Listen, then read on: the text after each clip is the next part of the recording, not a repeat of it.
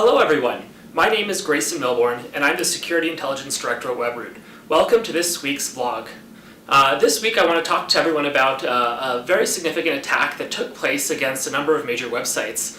This was what we call a DNS type of attack that affected the New York Times, Twitter, the Huffington Post, and a number of other major websites. Now when I say this is a DNS attack, that's a different form of attack than your traditional attack on a website where you might aim to actually compromise the web server that hosts the website. Those types of attacks are far more concerning because when you actually break into a hosted website, you can change the content on that website, you can install a drive-by download, you can also collect a lot of additional information that is stored server-side for those particular websites.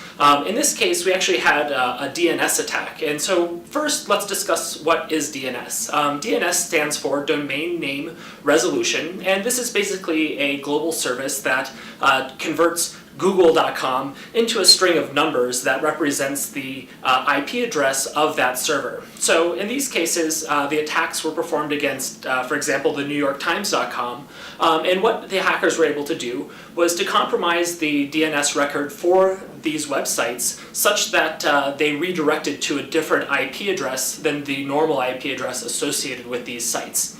Well, how was this done, and who did this?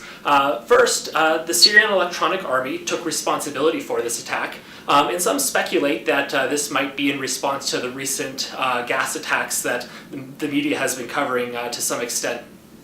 So the way this attack has unfolded is that the Syrian Electronic Army sent a spear phishing email attack against Melbourne IT, which is a registrar service that was used by the New York Times, Twitter, and others, as an IT service that provides the domain name registering service and maintains that record so that if the New York Times, for example, updates their IP address, they work with that service to make sure that those updates are reflected so that NewYorkTimes.com redirects to that address.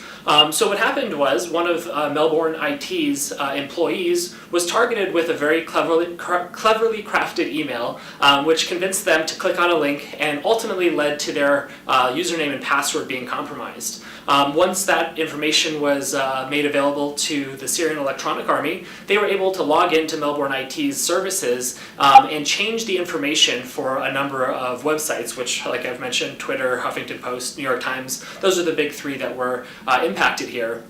But ultimately what they did is they changed those records so that when people typed in NewYorkTimes.com, they were redirected to a different website. Clearly this does still pose a very big risk because that website, again, could contain malicious content. In this case, the attack was recognized very quickly, as these are high traffic sites, and Melbourne IT was contacted and was able to restore the original addresses rather quickly. So what are some of the implications of a DNS type of attack? Well, first, this is a good example of the risks that companies face when trusting another vendor to perform IT security for them. And so in this case, the New York Times had good security practices in place, yet it was a vendor of theirs who was targeted, which ultimately led to their site being exploited. So that's certainly a problem, and there's some ways that vendors can go about protecting themselves. One solution is that you can use, or consumers can actually use a secure DNS service. OpenDNS is one, but many security providers also provide a trusted DNS service. In this particular case, those who used OpenDNS were protected as they were aware that the redirected IP address was actually malicious and associated to the Syrian Electronics Army. So when they saw that update request come in, they denied that request. Additionally, for high-volume sites, it's possible to set locks on your register information such that if somebody tries to make that change, that change can't actually be made with the right levels of approval. So that's it for this week's recap of our major security events. I look forward to joining everyone next week with another vlog update. I'm Grayson Milbourne, signing out.